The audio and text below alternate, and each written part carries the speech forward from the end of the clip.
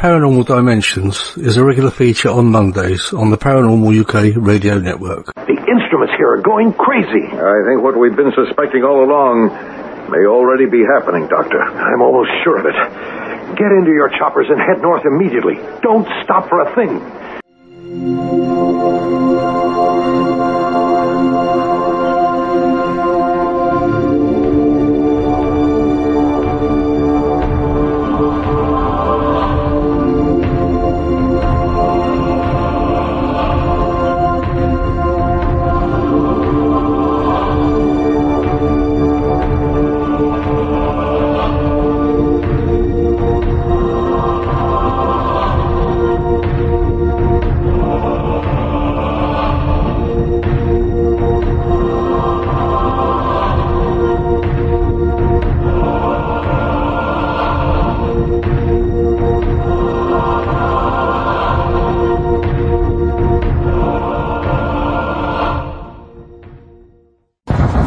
Good day to you. This is Sir Patrick Moore, and you're listening to the Paranormal UK Radio Network, the UK's biggest paranormal radio network, and this is Paranormal Dimensions with David Young.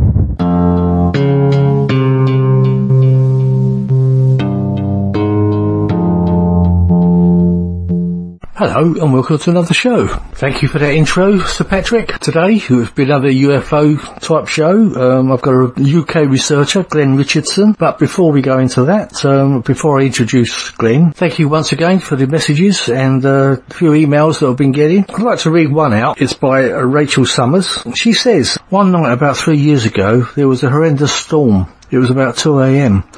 and I was awoken by the sound that sounded like a band playing 100 tin drums. I woke my husband and we listened, but we dared not go out. We didn't want to get wet as the rain was pouring. I would estimate the noise continued for at least 10 minutes. It was like nothing we'd ever heard before. We had no immediate neighbours and are surrounded by fields. The next day it was calm and I went to the disused road that runs along the side of my house to see if I could see anything. The ground was still wet, but the only thing I found was a few small pieces of dry black and red soot chalk-like substance. I'm telling you, David, that's me. As the whole thing, I'm sure it was not of this world, and wondered if you'd ever heard of anything similar. Thank you. I've always regretted not investigating. Yeah, Rachel, well, you did investigate the next day, didn't you? That's all I can say. Did you keep the black sort-like substance? Did you get it analysed? Did you get it looked at? That would have been an interesting thing to do, I would have thought, and then go from there. But anyway, thanks for your message, and it's interesting. But maybe next time you happen, go out and investigate, yeah. So, yeah, please keep those messages and emails coming in, and maybe I can read yours out next time. My email address is davidyoung2qn@yahoo.co.uk. That's David Young, 2QN, that's all one word, at yahoo.co.uk. Right, as I mentioned earlier, today's guest is UFO investigator Glen Richardson. So, let's waste no more time and introduce Glen. Hello Glen, welcome to the show. Hello David, thanks for having me. It's a pleasure being here. That's all right, and we were just saying off air that we've known of each other for a few years, but we've never actually spoken, so this is the first time. Been a while. Yeah, I know, it's, I mean, as I say, I've known about you for a few years and we've just actually never spoken, so, it's just one of those things, I think we know so many people in the paranormal UFO world, until you actually get to, you just don't get around to talking to everyone, do you? Until it actually comes to a show, so hopefully this show will change that and we'll be able to talk more. But, excellent. And you're based in Hartlepool, aren't you, in the UK, obviously, for our visitors, for our listeners around the world. Yep, that's right, yeah. Now, Hartlepool, I know it's in the north, I can't quite picture exactly where. Is it sort of, what's the nearest big city? Well, apart from Hartlepool, that is. It's northeast. It's northeast, and we're about 45 minutes away from Newcastle. Ah, right, okay, I've sort of got the picture now, so it's quite, yeah. Yeah, because Newcastle's quite a very big city, isn't it? It is, yeah. So, anyway, so tell us, how did you're mainly into UFOs, aren't you? But I know you do dabble in other paranormal things. For what Oh a yeah, better I'm word. interested in all types of, all subjects of paranormal. But like you say, ufology is my main topic. Yeah. So how did you get into that? Did you have an experience? Well, basically, I didn't have an experience myself. I've always had an interest in space and the sky and things like that, and obviously other types of paranormal. And when I was younger, I just got just an interest reading bits and pieces. And then my late father saw me reading a book one day, and he told me about an experience that he had. This is before I was born. And obviously, you haven't spoken to your father, but he, he's a typical male, he can always come with a rational explanation for things, but Right, yeah, I know this you mean. instance, he just couldn't. He said he woke up about 3 o'clock in the morning to the sound of, how he described it was like a Hoover, and his first reaction was, what's that? He was like, my mum, what you doing? Hoovering up. Hoovered in the night, yeah. And obviously turned over and she's still asleep, and he's like, wow. So he was walking down the stairs, and when he was walking downstairs, as he described it, was just a very bright orangey red glow light. Oh, so we're back to that orange colour again. Yeah, that's very, very normal, isn't it? Yeah. It is, yeah. And he didn't notice or witness any crafts or anything like that. He said it was just this light, and it just lit up the sky completely. And it was there for a couple of seconds and then just vanished. And obviously he checked the local newspapers the next day, and other people witnessed it, and obviously you can imagine the headlines, UFOs and things like that. But obviously getting this story from my father, it just intrigued me. So I started reading more, and looking more into, obviously, the paranormal, and looking at other investigators, and reading of how they adapted their investigations and stuff, and that's what sort of inspired me to take it that one step further. And when I first started, it was more, I thought it would be great. I'm reading these stories, but wouldn't it be fantastic to actually speak to them face to face and learn more about their experiences. So as time went on, I put an advert in the UFO magazine, Graham Birchall, the late Graham Birchall, his magazine. Very, very popular. I was getting reports, and I starting off, I've got no investigation experience at all. You pick things as you go on, and it was mainly more of research, I think, rather than investigation, because I used to just go out and talk to them and learn more about their experiences, and it was absolutely fascinating. Met some great people on the way. But as time got on, I learned the more investigation side of it, and obviously basically took it that one step further and looking more into people's experiences. Yeah. And as we know, there's no real experts in this field, is there? We're all sort of trying to learn and pick up things as we go. But you just learn more what to look for and what it could be, rather than just immediately thinking, it's a UFO or a flying saucer. Well, that's it. And no offence to nobody. It doesn't matter what report I get through. It could be a size of a book, or it could be just a couple of lines. They're all as important. Well, like I say, as time moves on with investigations, it depends on what information I get through. If it's just basically like a couple of sentences saying they've witnessed this in this area, no offence to the witnesses, but I think myself I could do that generally over the phone rather than travel all the way 3 or 4 miles, 3 or 4 hours drive, basically just to get the same information, if that makes sense. Yeah, of course. I mean, because it all costs money, doesn't it? Yeah, like I say, I learned this the hard way, if I'm honest with you, because obviously when I first started off, I travelled everywhere. I was just so fascinated. It was amazing. But obviously, as the time went on and the more involved I got, I learned to, basically, this is all the person's going to give me, so I can do this generally over the phone or by email. But if it's a possible abduction, then that's when I'll do my very best to see that person face to face. because I think it's a bit more of a sensitive subject. Yeah, sure. And also you get to see them a bit more and sort of judge, well, not say judge them, but you know what they're like, their character, you understand a bit more about the actual person, don't you? Yeah. But, so, have you had any sort of abduction cases that you've looked into?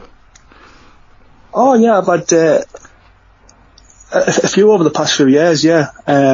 Quite interesting ones. And at the moment, we were in the process of going through hypnotic regression. But obviously, because of the COVID and the lockdown, we've had to put that to one side. So, sure, yeah, obviously, there's a lot of things up this year, isn't it? It is, yeah, unfortunately. But yeah, I've had, I think over the past 2-3 years, I think I've had about 3 or 4 abduction cases, hospital abduction. And obviously, I have a few people I know who, therapists who do hypnotic regression around the country, so obviously I get close ones who are close by and they're willing to do that. And obviously the experience is happy to go through that. Yeah. Find answers, basically, you know. Yeah. So are they actual, the abductions you're talking about, are they actual physical abductions, or are they kind of, because you do hear of abductions where they kind of take the spiritual part of someone, you know, so, you know what I'm saying, they sort of leave the body behind, but take the soul or the spirit, or whatever you want to call it, part of it.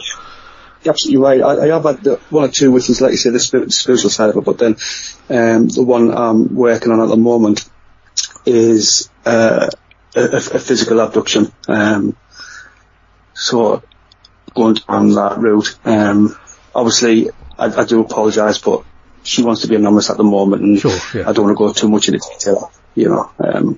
Like I say, it's I think this type of subject of the ufology is a lot more sensitive, and you know what I mean. This is why I like to see them face to face, because at the end of the day, it's like we were talking earlier. You know, there's no expert in this field, and they don't know me.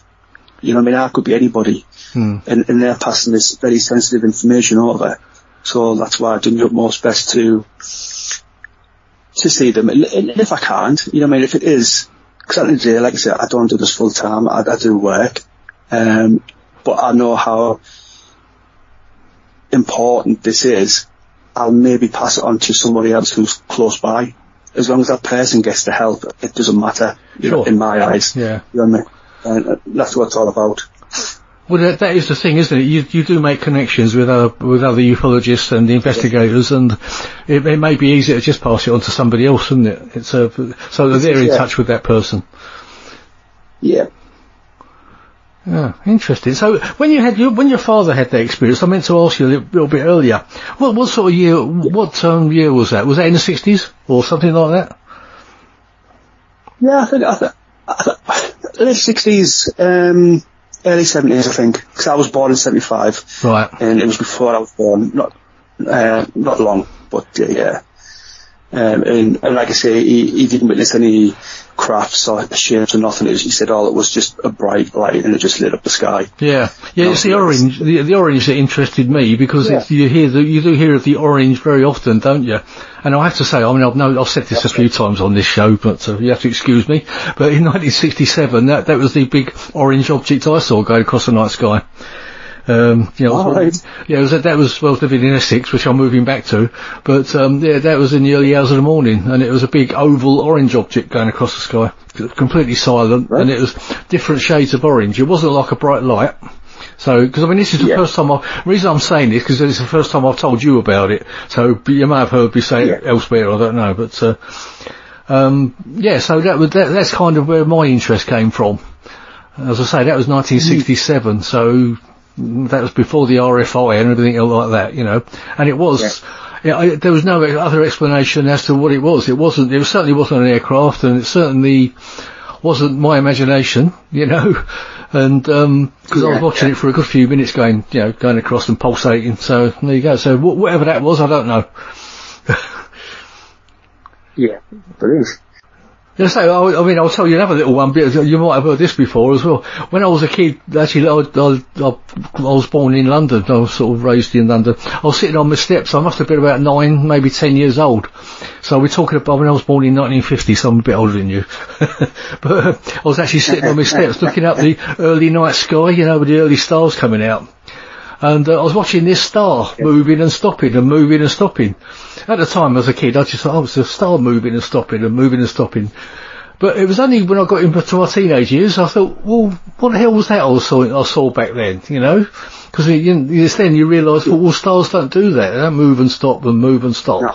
You know, and sort of about the late 50s, it wouldn't have been a satellite or anything like that. And plus, they don't move and stop either.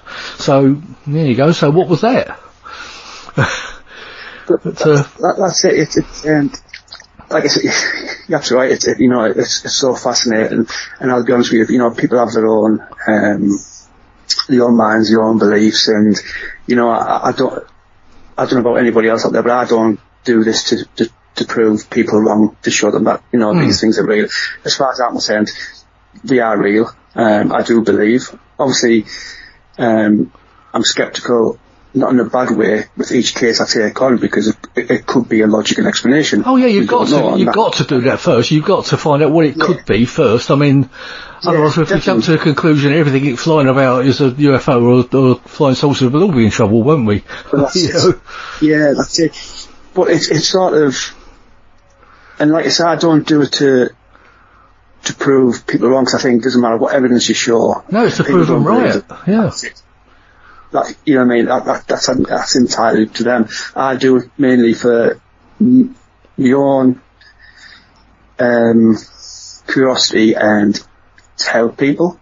Because obviously, I think times have changed over the years, but there's still a stigma attached to ufology. And I think some people, especially in regards to abduction, they're very careful who to speak to. And obviously, because of the mockery and it's very sensitive, but I find it so fascinating. Yeah. And one of my sorry, go on. No, good. All I was going to say there, sorry, I didn't want to interrupt you. All I was going to say was it depends who you're talking to. It is sort of more accepted nowadays, but there is going to be an audience that will think, oh, poo-poo, it's all rubbish and all that.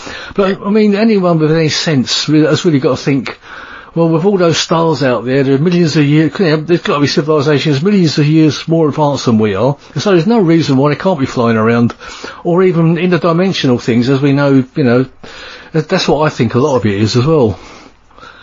Well, that's what I say when people ask me the question of saying, why do you believe? And I say, well, at the end of the day, regardless if we believe in evolution or religion, there's millions of planets out there, and do you believe for one moment that life has only evolved from one planet? You know what I mean? No offence, I said, but if that's what you believe, then, you know what I mean, it can't just happen once. There's millions of planets out there, you know what I mean? And then obviously the next question is, well, for them to come and visit us, they'd have to be more advanced in technology. Why can't they be? Who's to say that we're the most advanced race out there? You know what I mean? We don't know. And the other question is, but why would they come here? Well, isn't this what we've been doing for decades? Trying to find life on other planets. And I'm not being funny, but we've been going to the moon quite a lot. And if we knew there was a planet that had life on, I think we'd do our very best to get to that planet. Oh yeah, absolutely. Yeah, sure. You know what I mean? So that's just the thing, but And just what I was going to talk about earlier is one of the cases I was working on recently, and it hit the local newspaper. Actually, I had an article in the local newspaper. It was fascinating because it's sort of, without actually seeing any physical evidence, it was just so believable for me, because it was a woman up there, Durham Way, near Newcastle, and she described it to a T of what they were. She said there was 2 Apache helicopters following another craft, and she couldn't make out the craft of what it was. Never seen it before, but she said there was 2 military Apache helicopters. So obviously did a bit of looking into and got in touch. And you probably know yourself, it depends who you you get in touch with, some forthcoming and some not. But I got in touch with the Ministry of Defence, and the guy was very helpful. Now, we didn't go too much into it, but he confirmed that there was 3 Apache helicopters in that area at the same time. Now, to me, I don't know how anybody else wants to look at it, she knew what an Apache helicopter was, and she said she only seen 2. Now, there's 3 objects that she witnessed. 2 she knew, 1 she didn't. Now, this Ministry of Defence spokesman confirmed there was 3 objects, which he's saying they were all Apache helicopters.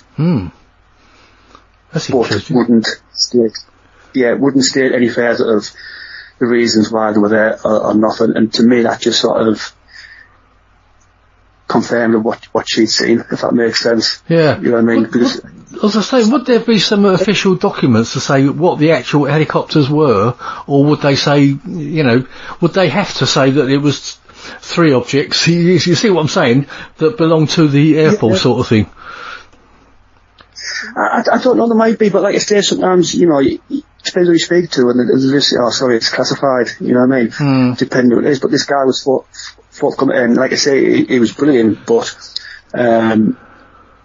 what was very interesting for me, because, like I say, she described what the helicopter was, she knew the make and everything, to a T, but the 3rd object, she didn't, but he stated, yes, there was 3, but it was all military helicopters, and I thought to myself, yeah, there's something definitely going on with this. Did she describe the other object that was so different to the helicopters?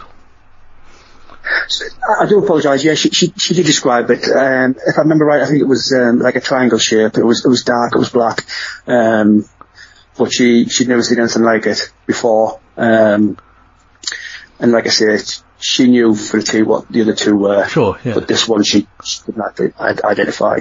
So it would have been that far away that she couldn't see the shape of it then? That's what I was trying to get at, No, that's it. She had a clear view, and obviously it was that clear she knew. It was like during the day, it wasn't night time. And like I say, it was that clear she knew the type of helicopters there were. And everything to a T. It was absolutely so fascinating. And for me, just for that confirmation from that spokesman who, okay, he didn't confirm that there was only 2 helicopters and another aircraft. But by him stipulating that there's 3 crafts there, but all helicopters, for me, confirmed what she was saying. Yeah. Makes you wonder where they went and what happened. Did they just lose it and come back, or...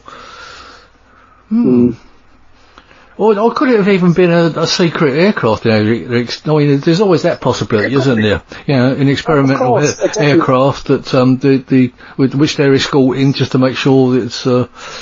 But although that might be unlikely. And that's what a lot of skeptics will probably come out saying, well, it could be this, it could be that. Absolutely, it could be. I'm not saying for 1 minute it's something from another world. All I'm saying is that whatever she witnessed was correct. She witnessed something that she couldn't explain. Yeah. And for me, that's confirmed. That whatever it was, I don't know. Yeah. Well, that's a UFO, isn't it? It's an unidentified object. So exactly. Exactly. Which it doesn't mean to say it's actually something interdimensional or extraterrestrial. It just means it's unidentified. But until you get the evidence of what it was, which is very hard to come by most of the time. It is. Interesting. And that was sort of not too long ago, you say?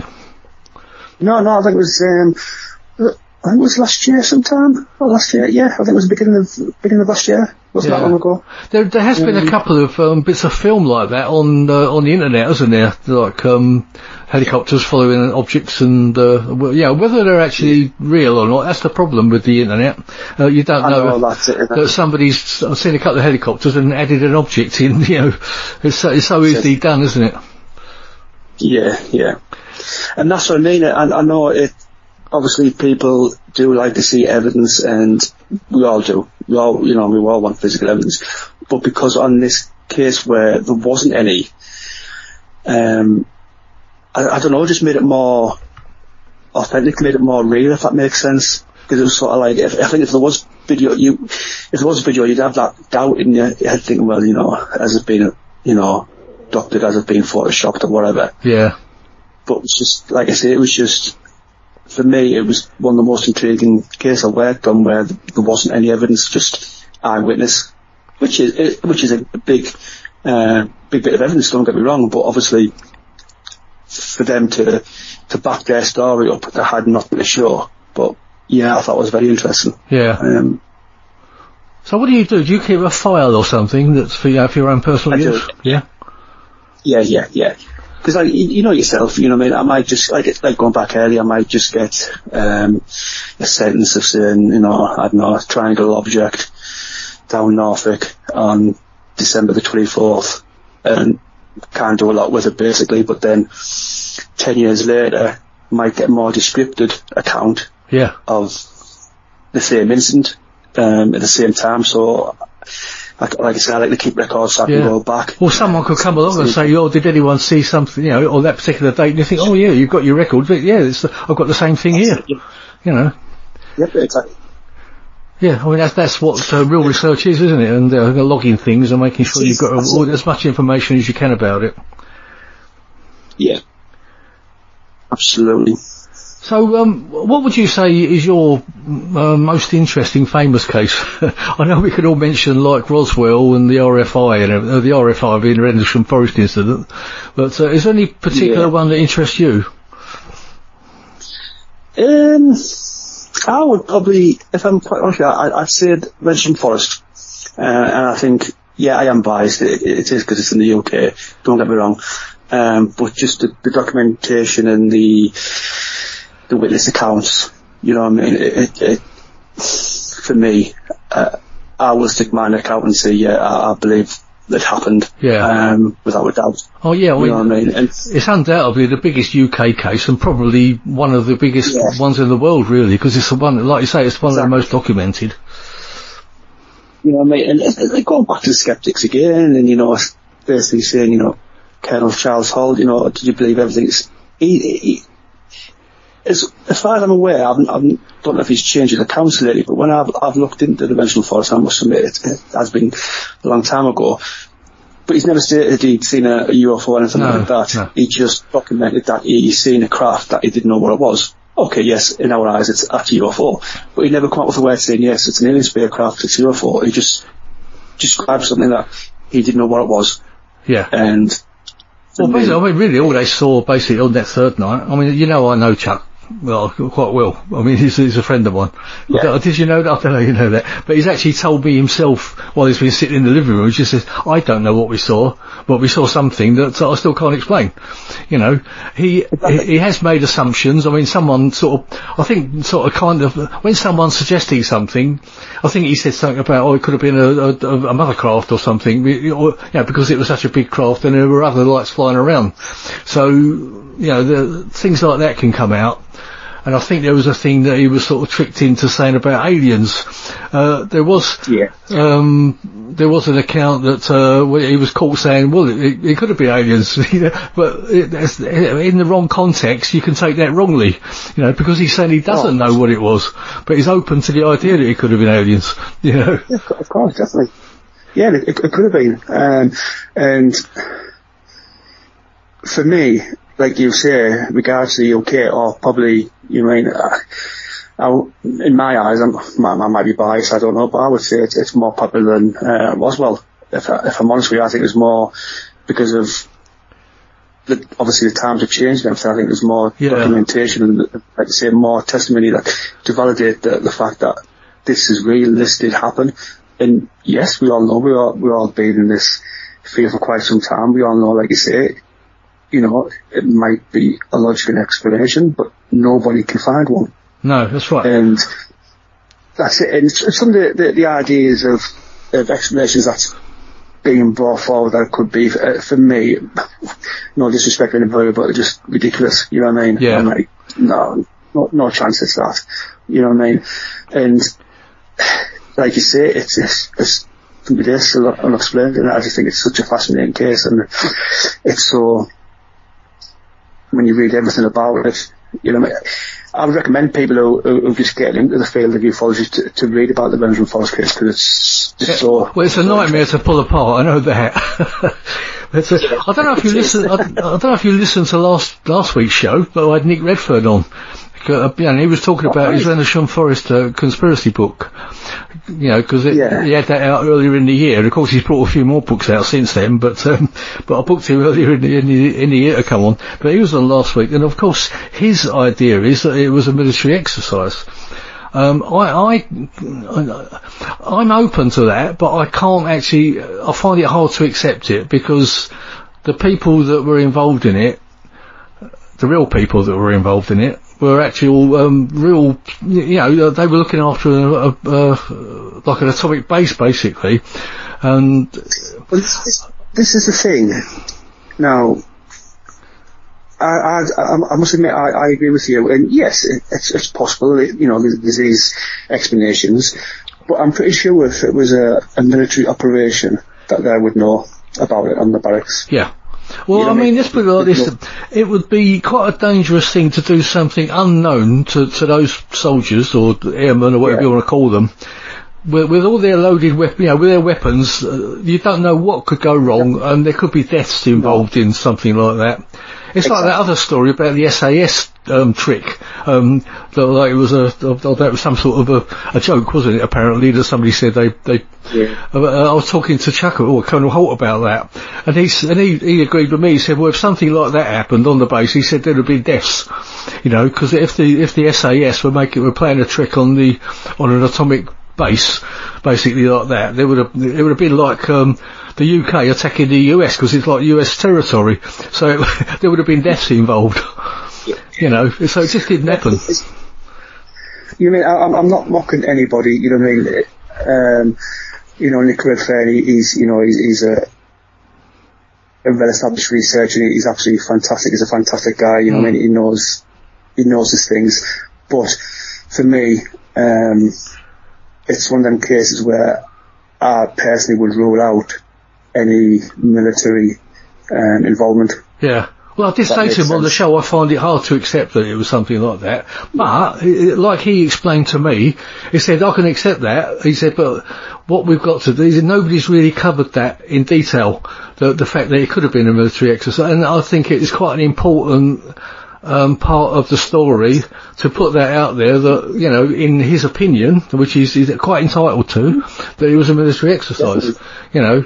I mean, I don't know if you've read Jim Penniston's book, The Eventual Enigma. It's a fantastically detailed book. I mean, there's so much in it, it's ridiculous. Well, not ridiculous, what I mean is it's a brilliant book, because it covers everything from every angle, and basically what every person said over the years, and sort of compared them all, and, you know, and, I don't think you could get any more detail that's in that book. So if you're listening, Jim, I'm giving your book a plug again. but he did a show with me last year. Earlier this year, and it was really, really detailed. It was great, you know, I really enjoyed it. That's what I'm saying, you know, no offence to Nick, you know, he's done some fantastic work, and he's brilliant at what he does, you know what I mean, he's a brilliant researcher. But for me, I agree. I think if it was a military exercise, I think that would have come out by now. Even if it was to them, maybe not to us, but you know what I mean. I think they would have known. But I find that hard to believe myself, if I'm quite honest. I mean, the thing is, being over, well, even this is debatable, whether it was 2 nights or 3 nights, isn't it? Because we got the first night with John Burroughs and Jim Penniston when they saw there's the second incident, whether it was actually the second night or the second incident on one of the other nights. There's a little bit of confusion there, but Colonel Holt's, you know, because you know what I'm saying, because it was a couple of nights later that Colonel Holt was told it was back, and he said it was rubbish, go and sort this rubbish out, and you know, sort of end this farce. But of course, then they saw what was going on as well. But all they saw were lights flying around. They didn't see anything landed at Capel Green or any that sort of rubbish. No. So whether that second incident was something that, when I've heard some stories about that was kind of a side issue that because someone was sent back to the States over it, but we won't go into that. So, as I say, it was either over 2 nights or over 3, which is debatable. I mean, some people are even trying to push it into 4 nights now to fit their agenda, aren't they? But because the dates don't fit, they're seeing they're putting it over 4 nights now, but then they're putting the wrong people in the wrong places, which don't make sense. You know. No. But it's a fascinating case, and Jim is very I don't know. He's not the type of bloke not the type of person to me that tells lies, and he just tells it as it is. I don't think he's lying. From what I've spoken to him about it, and I believe that he believes that he saw what he saw, and he touched what he touched, That's it, I do myself, without a doubt. There's no doubt in my mind, I believe 100%. I mean, the funny thing is that John Burroughs can't actually remember much of anything, strangely, which is weird, because, because I think he actually lost consciousness over it, didn't he? And so he doesn't know much of what happened at all. So I think a lot of what John Burroughs has got a book coming out again, because I know he wrote one with Nick Pope and Jim Penniston, but I know Jim was very disappointed in that book because a lot of what his rendition wasn't actually included in the book. That's why he wrote this new one. So I think there's quite a lot of. I think he reckons there's about 80 or 90 pages left out of it. That it should have been a lot longer. So anyway, this is turning into my show, not yours. That's fine. I just love talking the subject. It's so fascinating. Yeah, it is an interesting thing, but we do cover it quite a bit on this show. But as I say, I don't know if we're ever going to find out what the actual truth of Rendlesham is. I know there's a couple more bits coming out. I think Steve LePlume's got a book out as well, although it's only touches on Rendlesham. But well, that's it. I don't think. Will we ever find the truth? I don't know. Probably not. I just think, like you say, little bits here and there come out, but I think it's gone as far as it's going to go. I think I don't think anything else. I mean, that's right. There's a few good documentaries out there, but even they get it all wrong. When you look at it, you think, well, that's not right. There was that thing a little while ago. What was that called? Anyway, there was a thing I said, well, they've got all the nights all mixed up for a start, and who was where. And it was supposed to be a serious documentary, and Chuck was in it. Colonel Holt was actually in that, but of course his part would have been filmed separately to when they put the documentary out, and even he said, well, they messed that up, didn't they? Because I think they put John Burroughs and Jim Penniston out on the third night and all sorts of things like that, and it was only John Burroughs that was out on the third night or the second night, whatever it was, with Colonel Holt. So, in actual fact, he wasn't out with Colonel Holt. He was actually off duty and went out to see what was going on. Regards to documentaries, for me, I think sometimes they're a bit biased as well. I think they sort of try and influence people's, influence them of what they want people to think it is, if that makes sense. It's like, as you know yourself, for years and years, they've always stated that, we're not saying it's alien craft and nothing like that, but we're open to the possibility. But I think sometimes when you watch a documentary, it's sort of side more of saying, well, yeah, it is something from outer space, where instead of showing you the full, proper documentation and the full experience of what these people went through, and of what they're saying, the scene and everything, if that makes sense. It's sort of I think they try and influence of, well, this is what we're saying, and it's not necessarily the case. I mean, let's put it like this, with the RFI, so the case may never have hit the light, you may never have known about it. It's only the fact that the Holt memo was released when it was never supposed to be released, because it got out for a couple of US investigators, and then it all started kicking off from there, didn't it? I mean, otherwise you may never have heard of it. It's like probably many other cases that have happened over the years. There's probably been numerous cases that have never hit the headlines or never even been known about because nobody sort of picks up on it. Well, that's the thing. I do get, like I say, fascinating case, you know what I mean, and Roswell and all the types of cases out there. They're all absolutely fascinating, and I get asked the question, you know, numerous times about these cases and stuff, and obviously, no offence to yourself or nothing like that, but for me, yes, I found them fascinating. I found them, you know what I mean, absolutely, like I say, I'll you know, advise anybody to look up about Glen Richardson or even Roswell, things like that. But as an investigator and researcher myself, they've been done and dusted. I've got my own cases to focus on. Yeah. And to me, these is just as important as these big cases as we see in headlines. All the, you know what I mean? And yes, don't get me wrong. You know, I know people's reactions because, you know, Colonel Strauss-Holt is a very big, you know, got a big reputation and stuff like that, and people generally look more at people like him and think, well, there must be, because why would he come out? You know, I'll tell you something, Glenn, there, I was just, I mean, I'm just like you anyway, but I was just one of the people years ago who read about the RFI and knew about it and heard the recordings and everything else. Never did I dream that I'd actually get to know Colonel Holt himself, you know, and become a friend and all sorts of stuff like that. And then from that, you know, get to talk to people like Jim Penniston and John Burroughs, and I just never dreamed of that, because that was kind of, I mean, and that was never, I just don't know how I ended up in that position, to be honest, when I think back on it. But like I say, way before that, I was just like you. I mean, I am just like you. But, you know, all I do is, I just knew of these people's names in books and on, you know, and the recordings and things. So, you know, to me, it kind of blew my mind. I actually got to know them. I can well imagine. I've never had the chance to meet them, but I can imagine, like I say, it would be amazing, especially talking face to face. And you know, I can imagine that being fantastic.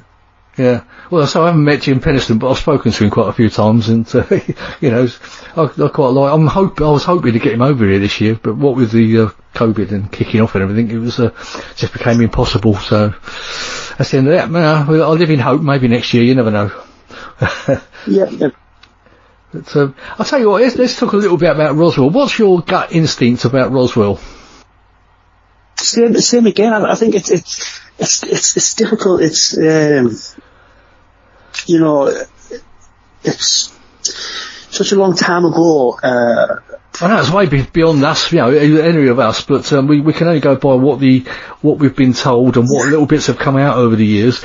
I'll tell you what gets me a lot with that is the way the Air Force, or the US Army as it was at the time, have actually changed their story quite a few times as to what it actually was. That's what gets me kind of suspicious. That's the thing, and that's, like you say, you're absolutely right. It's, you know, it's, for me, again, I'll stick my neck out and say, yes, I do believe something happened there. Don't know what it was, but again, I don't think we can find an explanation, just like Rendlesham. But you're absolutely right, you know, and that's what makes you think about these things of like, well, hang on, that's changed, this has changed, you know what I mean? And it does make you think, well, okay, if you're saying hang on, that doesn't match. So it does make you think about, well, you know, is there more to it than they're actually coming out with? Yeah. You know what I mean? Yeah, absolutely right. You know, it's, and like I say, like I mentioned, it's a big case. It's been in our eyes for many years, and like you say, little bits come out of the woodwork, and, you know, there'll be skeptics out there who will probably come out with, you know, well, yeah, maybe the story just changed a bit because, you know, how long ago was it? You know what I mean? Many years ago, people forget. That doesn't, I don't buy that, if I'm quite honest with you. You know, something like that. I'll say with that case, again, it was an atomic base. They weren't silly people that were working there or were based there. And they actually released that there was a UFO, wasn't it, that crashed.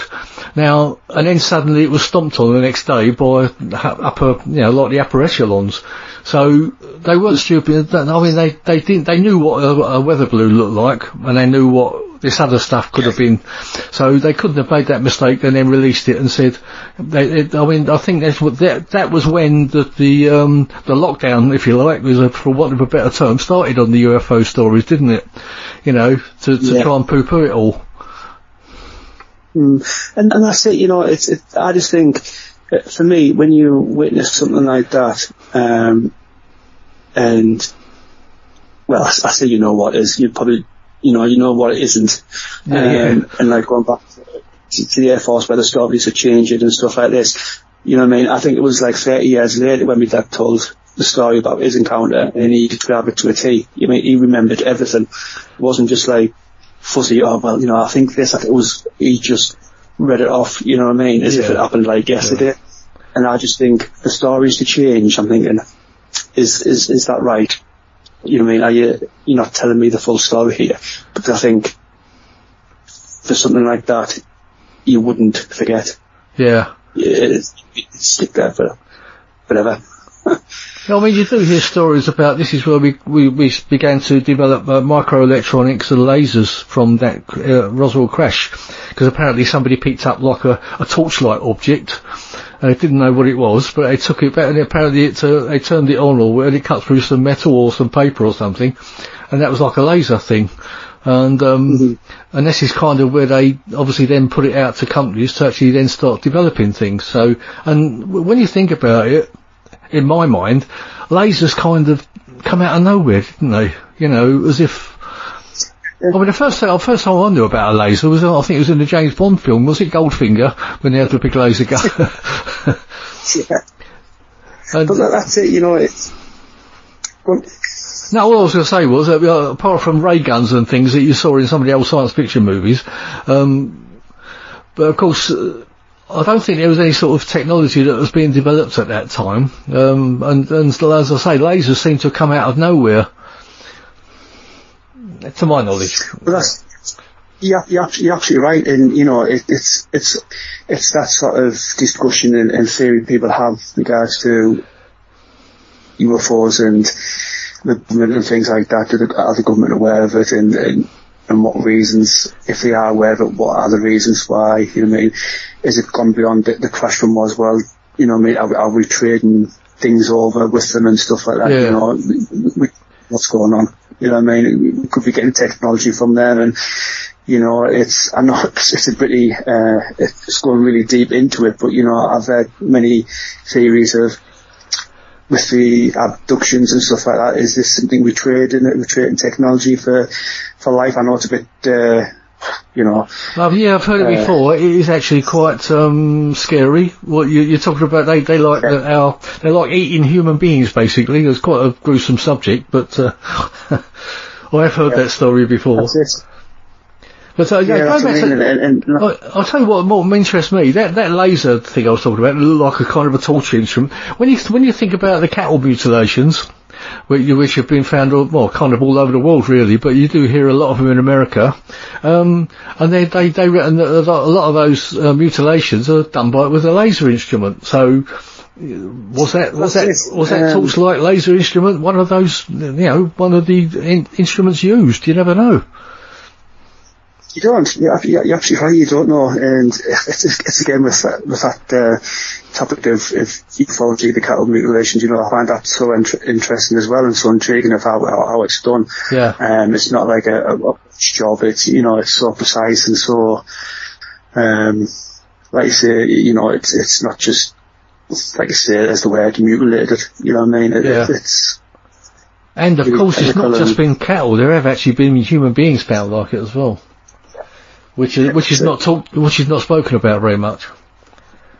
Not at all. Yeah, they seem to keep that quiet. Because I mean, I always think about the thousands of people that go missing all over the world every year. Where do they go? Well, that's it. They seem to just disappear off the face of the earth, like, literally. Absolutely, and you know, it's people could have their own ideas and their own explanations for it, but we don't know at the end of the day. You know, we don't know what's going on.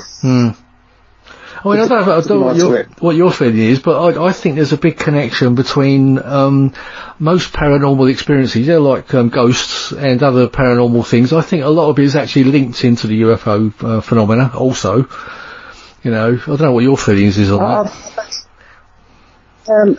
I'm not too sure if I'm quite honest with you, but I've heard that quite a lot, especially with regards to like ghosts and that part of it are connected to ufology. I must admit, I've come across that quite a lot. If I'm honest, I'm not convinced myself, but yeah, I've come across that quite a lot. Oh yeah, I'm not saying that's the entire answer, but I think there are links to it, you know, because obviously if there are aliens and they are beings, they're going to be spiritual beings as well. So yeah, that's kind of what the connection I'm making to it. Oh right, I see what you mean. Oh yeah, definitely. Yeah, definitely. Yeah. Because I mean, I'm quite convinced myself. I mean, I may be completely wrong. I'll find out when I die one day. I may be proved wrong, but I believe we're all spiritual beings and we go somewhere else afterwards. You know, this is just the body that we're in, and that's it. Yeah. I might get a big shock one day and think, well, I was wrong, but no, yeah, that would help. Yeah, definitely. You know, I've seen enough evidence for myself anyway. You know. And I've heard enough evidence from people that I trust too. Yeah. I've over the years, I've regards to I've had experiences myself, so I'm convinced 110% that's, you know, I'm into it. Yeah. Well, what's happened with your sound there, Glenn? You sound sounds like you're floating in and out up and down on the ground. You're all right, you're still there. Your sound went funny then, but well, it's the same with ufology, you know what I mean? There's so much evidence out there for me to say, you know, you can't dismiss this, you know what I mean? You can't, there's no, yes, we all know ourselves, there is logical explanations for different cases, and I've come across them myself where I've come up with an answer, it's this and that. But yeah, there's too much out there to say that this is not real, you know what I mean? Without a doubt it's real, it's going on. Yeah. I mean, what's your feeling on the what I was talking about, interdimensional stuff? Because I think there's a lot of stuff that's happening right all the way around us, and because we can only see a certain part of the light spectrum, and obviously we only see a very small part of it actually, and either side of that is a massive amount that we basically can't see because it's out of our light, out of our light spectrum, if you get what I mean. Yeah, it's hard to explain it, you know. It's hard to explain, especially on the radio when you can't sort of draw pictures. No, that's it. It's a difficult one. Again, you know, the stories and the evidence that people come forward, and I'll be honest with you, I'm not that convinced myself on that side of it, but, you know, there's a lot of evidence out there to suggest that's a possibility. But, you know, is that a way of how they're getting here? I don't know. It could be. At the end of the day, we regards to space, we're really touching the tip of the iceberg, aren't we? Yeah. You know what I mean? And we know nothing about it, really. If we're honest, we know nothing. You know, there's all these scientists, all these experts, and, you know, I mean, if they're honest with themselves, we know nothing about space. Yeah. Oh, we're going back to the RFI. That's one of Jim's theories, isn't it? That thinking that it could be us from the future, like a time machine type of thing. I mean, it's only a theorising. It's, you know, like all we can, like any of us can do. But of course, that makes it an interdimensional thing because time's a dimension. Yeah, and I've spoke to people before who've, like you say, who've come up with that theory themselves, saying, you know, is it actually something from outer space that we're seeing, or is it basically a time machine? You know what I mean? Is that what people are witnessing, rather than something from another world? You know, anything's possible, I suppose. You know what I mean? Anything's possible. Have you got any favourite books on the subject that you read? I know you mentioned books earlier. You know, what sort of books that actually kicked off your interest? Well, it was actually, if I remember right, Alien Investigator by Tony Dodd. Oh yeah, that's one of the early ones. Yeah. That's one that really sort of kicked it off for me. Of actually taken that one step further from actually just sort of being an interest to actually being an investigator. You know, it was really, I thought it was actually fantastic, and it really inspired me to and it sort of, I think it's that book of put me where I am now. Yeah. I think I think one of the ones that really kicked me off was Chariots of the Gods with Eric von Däniken, because that came out roughly around about the time of my experience of my own one when I saw that orange object, which was a bit, because they actually put it in the newspaper in sort of segments, not the whole book but parts of it, and of course I got the book, and that was really the one that started me off on this road, if you like. You know. And then I've been lucky enough to meet Eric von Däniken a couple of times, and that was another mind-blowing thing for me. You know, somebody that I've been reading books of for like 50 years, and then all of a sudden you meet him. You know, it's quite a mind-blowing experience.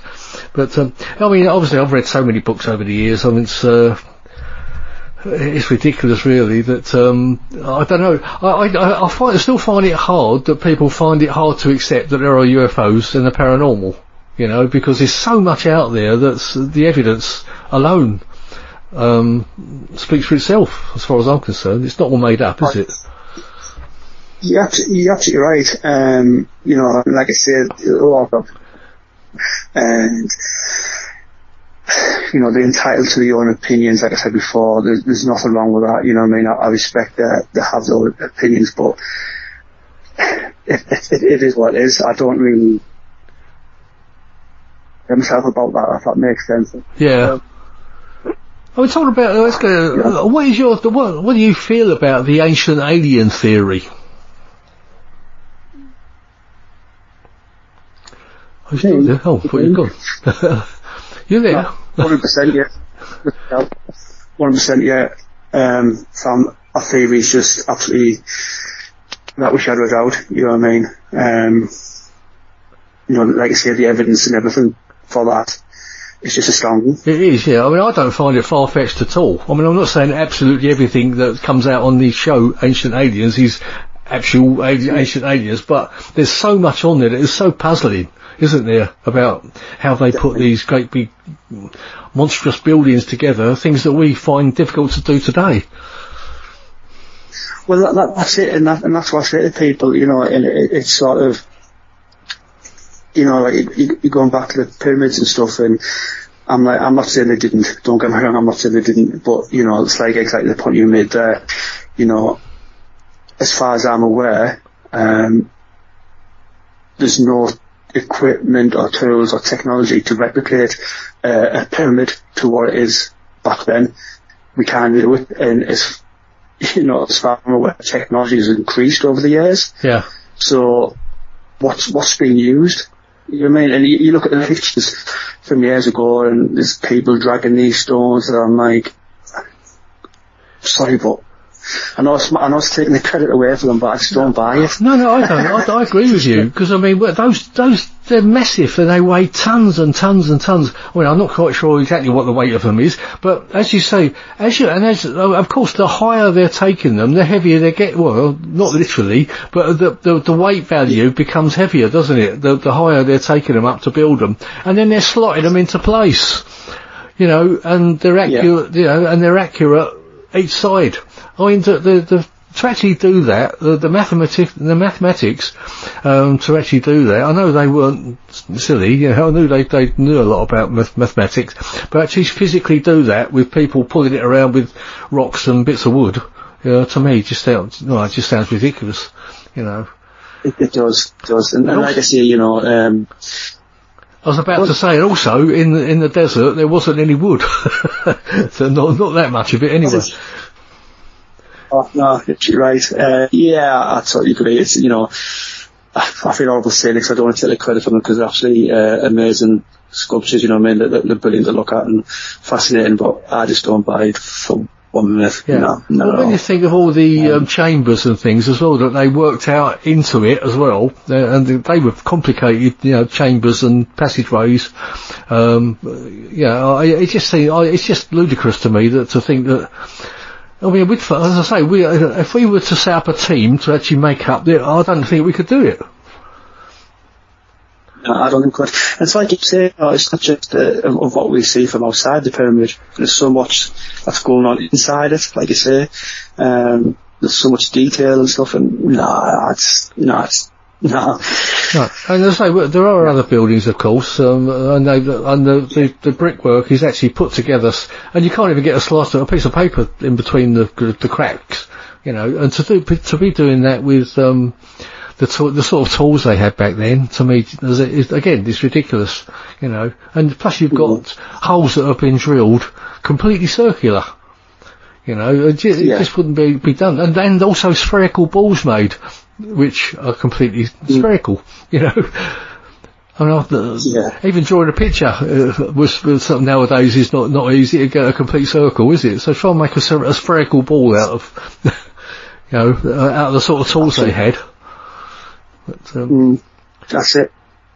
Totally agree. Yeah. So what other sort of paranormal interests do you have apart from UFOs, Glenn? Well, if I'm honest with you, I'm interested in all topics of paranormal, but another one that I do focus a lot of my time on is the ghost spirit side of it. Like I say, I've had experiences that myself, so I do have a lot of involvement in that myself. I've been, over the years, I've been on investigations and stuff, and I've been my own people's houses, and obviously been to the big ones, the public ones that you all hear about and stuff. But I have a lot of involvement in that as well. Yeah. Have you had any ghosts? Have you seen a ghost yourself, for instance? I haven't seen a full body apparition or nothing like that. I've seen things on camera, video footage, and it's sort of what I've took myself as well, so it's not the case that I'm getting somebody else's. I've known there's been nobody there or anything like that. Things with thermal imaging camera, spotted evidence on that. But actually, as you say, with my own eyes, no. I've had feelings of like being touched and very uncomfortable, if that makes sense. And it's hard to describe to somebody because they say, well, it could be this, could be that. But I'm like, it's hard to describe because it's not this. Yeah. And it's like sort of, I know it sounds quite funny at the time, but there was only me in the house one time and I was having a shave. And it just felt like someone just walked behind me and slapped me backside. But it was not just like a brush. You know what I mean? It literally slapped and I'm like, it really did make me feel uncomfortable. Thinking, I had to walk out and I'm like, I did not like that. You know what I mean? And you do yourself, look around, you're thinking, hang on, am I close to anything? And, I know I wasn't, but it was just the feeling. It wasn't like, I knew it wasn't anything. And it was really, not a lot, especially in this field, not a lot scares me, but it did really make me feel uncomfortable. I was like, wow, that was, really bizarre. Yeah, I think we've all had those feelings where you're being watched or you get that funny feeling. You do sense things when you walk into a room, don't you? Yeah. I say we've all got that sense, I think. I mean, I'm in no way. I don't regard myself as psychic or anything like that. But I think everyone picks up on an atmosphere in a room or somebody's mood or something, don't you? You just pick up on it. Yeah. But again, that's another subject that's really interesting and intriguing. Yeah. But anything to do with the paranormal I'm interested in. I might not have a great involvement as I do with like ghosts and such ufology, but anything that's unexplained. Did you start trying to get a website together? What happened with that? I have a website. It's just at the moment I wouldn't be able to tell you what it is because it's a free website with Wix, so it's just a long name. Oh right. But it's on my Facebook page. I do have a website. I'll be honest with you, I'm not spending a lot of time. I'm going to be really busy with cases and stuff. I know what you mean. Really good. You haven't got a link you can tell us about? Unfortunately, no, because like I say, it's so wonderful, quite honest with you. I really could not remember. I know it sounds daft, but I don't. It's alright. Now, what I'll do, when I put the show out, when it goes out next week, or if you're listening now, it's now, I'll put on the Paranormal Dimension page, I'll actually put the link. I'll go to your page and I'll find a link for it. So, you might get a few visitors coming along. But, Lovely. Yeah, it's been lovely speaking to you, Glenn. No, that's brilliant. No, like you say, it's been really good to finally speak to you after all these years. Yeah, it's weird, isn't it? You sort of. But anyway, hopefully we'll speak again. And do you actually go to any conferences usually? Because I know we've not had any this year because of what's been going on. But maybe next year. I have, but I'm going to really do my best next year because. My job's changed, so I won't be having that much of a problem now, because I work for the NHS and stuff, so I find it quite difficult. Right, but now yeah. I found a major problem now, so I'm doing my best to get to some. So like I said, I think it's going to be great to meet. Obviously, one of the best ones out there is the Chris Eversley's one, the Outer Limits one, and Peter Roberts is coming over. I think they've changed that now, because the one that was going to take place this September, I think they've put it back to next August now, so most of us already got our tickets for that, but I'll be going to that one anyway. So maybe I'll see you there, because there's more up your way really, isn't it? In Hull. It is, yeah. Yeah, not that far. Just a couple of hours. Yeah. Anyway, Glenn, it's been lovely talking to you. Thank you for coming on. Thanks for finding the time to come on. And to say, hopefully we'll get to meet you at some point, and we can certainly speak a lot more. Oh, in fact, have you got an email address or something you want to give out? If anyone wants to send any UFO reports or anything. Yes, it's glen.richardson07@gmail.com. Right, there you go. Repeat that again for me. glen.richardson07@gmail.com. Because I can imagine someone rushing to get a pencil now and then and they didn't think, oh, what was that? So you can hear it again. Right, there you go. So you might get an email, you never know. As I say, since I've been giving I only started giving my email address out a few shows back. Since then I've been getting emails and things, so I should have done it much earlier, which I think I've been apologising for, but there you go. Okay, well, I'll let you go, Glenn. I'll let you enjoy your day. I shall go and have some lunch now myself, and alright, cheers, Glenn. Okay then, take care of yourself. Cheers, mate. Bye-bye. Bye-bye. Right, you've been listening to Paranormal Dimensions. I'm David Young on the Paranormal UK Radio Network. Thank you for listening. I hope you'll listen again next week. Thank you. Bye-bye. Paranormal Dimensions is as bright and powerful as our celestial star, the sun. And although it's expending thousands of pounds of energy every minute of the day, have no fear. There is plenty left.